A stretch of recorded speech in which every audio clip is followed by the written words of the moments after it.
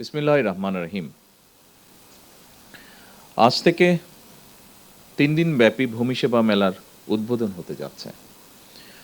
ভূমি সেবা মেলার উদ্বোধনী অনুষ্ঠানে সম্মানিত সভাপতি, উপস্থিত মন্ত্রিসভার সদস্যবৃন্দ,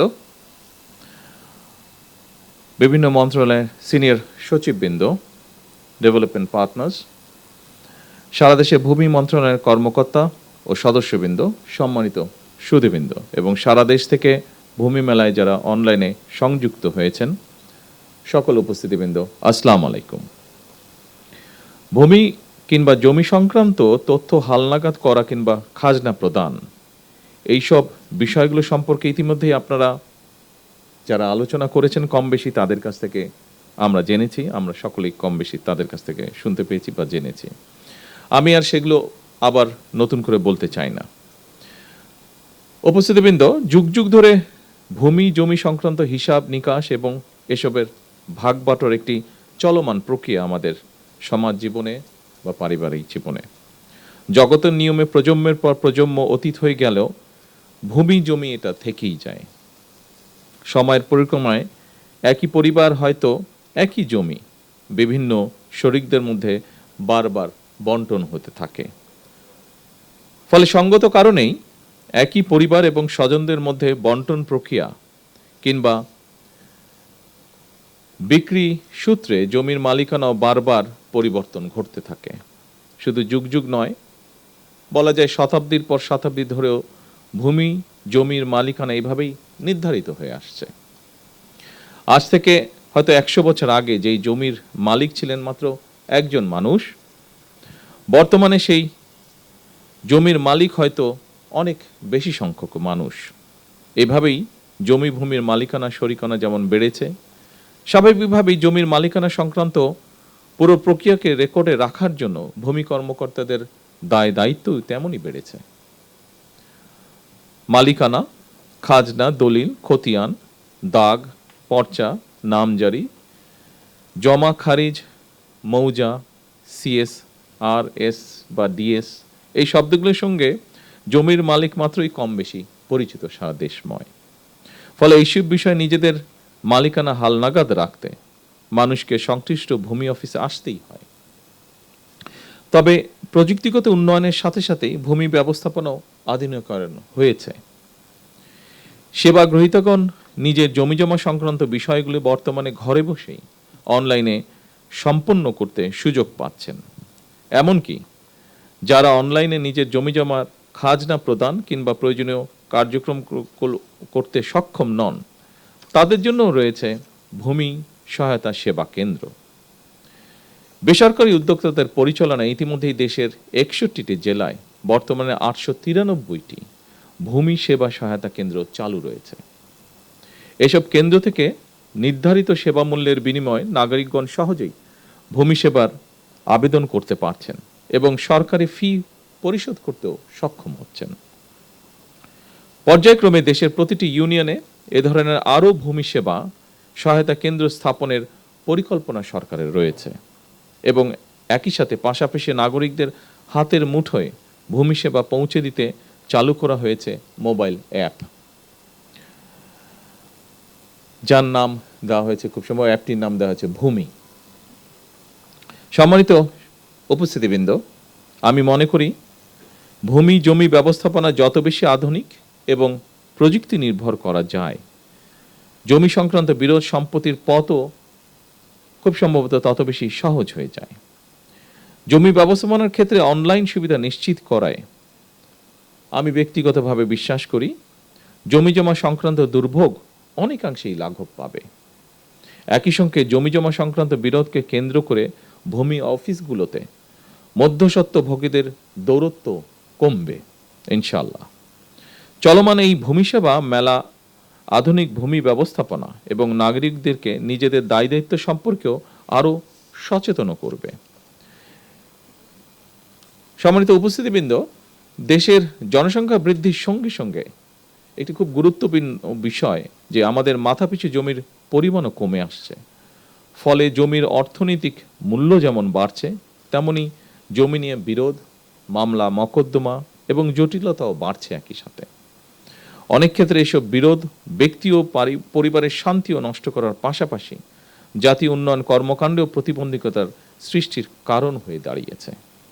এমন বাস্তবতায় ভূমির পরিকল্পিত ব্যবহার, নির্ভুল রেকর্ড সংরক্ষণ এবং দক্ষ ব্যবস্থাপনা বর্তমানে সময়ের অপরিহার্য দাবি।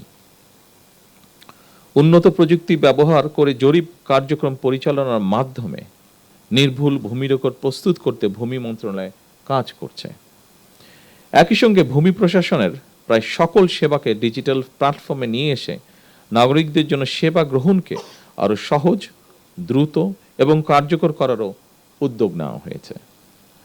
আমাদের লক্ষ্য এমন একটি ভূমি ব্যবস্থাপনা গড়ে তোলা যেখানে ভূমি সেবা গ্রহণের জন্য মানুষকে আর অযথা অফিসে ঘুরতে হবে না, যা আমরা ভিডিওতে একটু আগে দেখেছি। সেরকম একটি পরিবেশ আমরা চাই, অথবা দুর্নীতি কিংবা হয়রানির শিকারও হতে হবে না।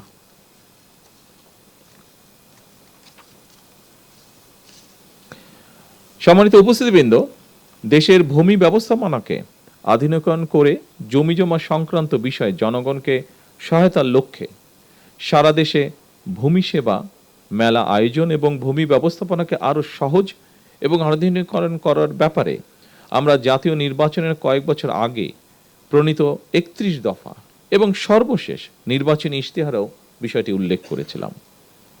আজ থেকে সারা দেশে ৩ দিন ব্যাপী এ ধরনের ভূমি সেবা মেলার আয়োজনের মাধ্যমে সরকার জনগণের কাছে আরও একটি নির্বাচনী ইশতেহার পূরণ করতে যাচ্ছে ইনশাআল্লাহ।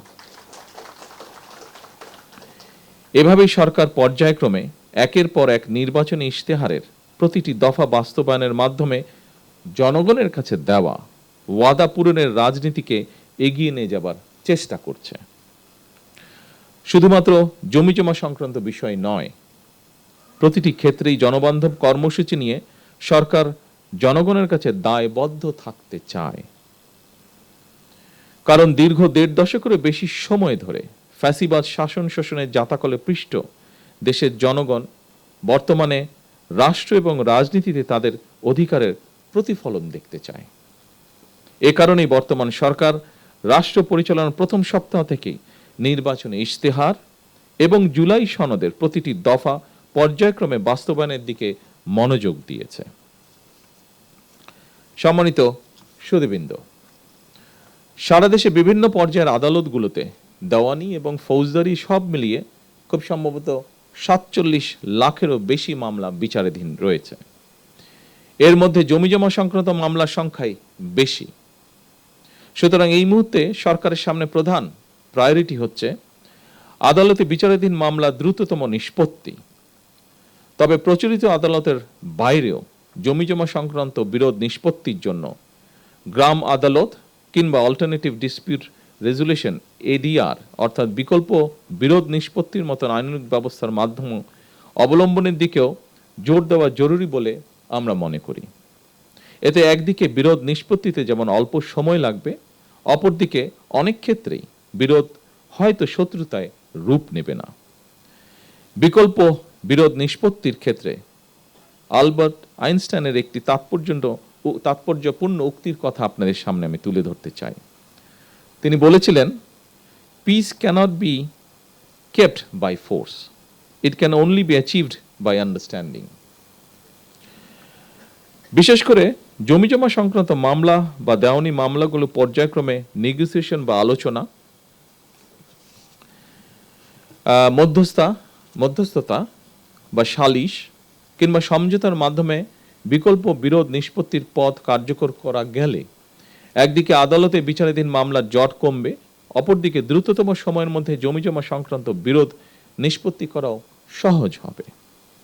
সম্মানিত উপস্থিতিবৃন্দ, জমি বা ভূমি শুধু এক টুকরো সম্পত্তি নয়, বরং মানুষের জীবনে এটি এক ধরনের নিরাপত্তা, নির্ভরতা, অর্থনৈতিক স্থিতি, জীবিকা এবং ভবিষ্যতের ভিত্তি। এই উপলব্ধি থেকেই জমি ব্যবস্থাপনাকে হয়রানি ও দুর্নীতিমুক্ত করার অঙ্গীকার নিয়ে জনগণের দোরগোড়ায় রাষ্ট্রীয় সেবা পৌঁছে দিতে বর্তমান সরকার কাজ করছে। আমি ভূমি মন্ত্রণালয় মন্ত্রী থেকে শুরু করে এই মন্ত্রণালয়ের সঙ্গে সংশ্লিষ্ট সকল কর্মকর্তা এবং কর্মচারীদের দৃষ্টি আকর্ষণ করে বলতে চাই, সেবা প্রদান জনগণের প্রতি করুণা নয়, বরং জনগণের সেবা নিশ্চিত করা আমাদের দায়িত্ব বলেই আমি মনে করি। আমাদের লক্ষ্য একটি হয়রানিমুক্ত, প্রযুক্তি নির্ভর এবং নাগরিক বান্ধব ভূমি ব্যবস্থা প্রতিষ্ঠা করা, যা দেশের টেকসই উন্নয়নকে আরো ত্বরান্বিত করবে। উপস্থিত সুধীবৃন্দ, কৃষি জমির অপব্যবহার সম্পর্কে আমাদেরকে অবশ্যই সতর্ক থাকতে হবে। কৃষি, অকৃষি জমি কিংবা এক ফসলি, দুই ফসলি বা তিন ফসলি জমির ব্যবহার এবং ব্যবস্থাপনা নিয়ে হয়তো অন্য একটি ইভেন্টে আমরা আলাপ করতে পারি। তবে আজ থেকে সারা দেশের সকল জেলা উপজেলায় শুরু হওয়া ভূমি মেলার মাধ্যমে জনগণ নিঃসন্দেহে উপকৃত হবেন। কারণ মেলায় ইনামজারি, অনলাইনে ভূমি উন্নয়ন কর প্রদান, রেকর্ড সংশোধন, খতিয়ান গ্রহণ এবং ভূমি সংক্রান্ত যে কোনো অভিযোগ নিষ্পত্তির সুযোগ থাকছে। অনুষ্ঠানে আপনাদের সঙ্গে যুক্ত হতে পেরে ঢাকা এবং ঢাকার বাইরে অবস্থানকারী সকল কর্মকর্তাবৃন্দের সঙ্গে যুক্ত হতে পেরে আমি আনন্দিত এবং গর্বিত। সম্মানিত সকল উপস্থিতিবৃন্দ, একটি আধুনিক রাষ্ট্র গড়ে তুলতে স্বচ্ছ, জবাবদিহিমূলক এবং জনবান্ধব ভূমি ব্যবস্থার বিকল্প নেই। আমি এই ভূমি মেলার সাফল্য কামনা করছি। আল্লাহ হাফেজ। বাংলাদেশ জিন্দাবাদ।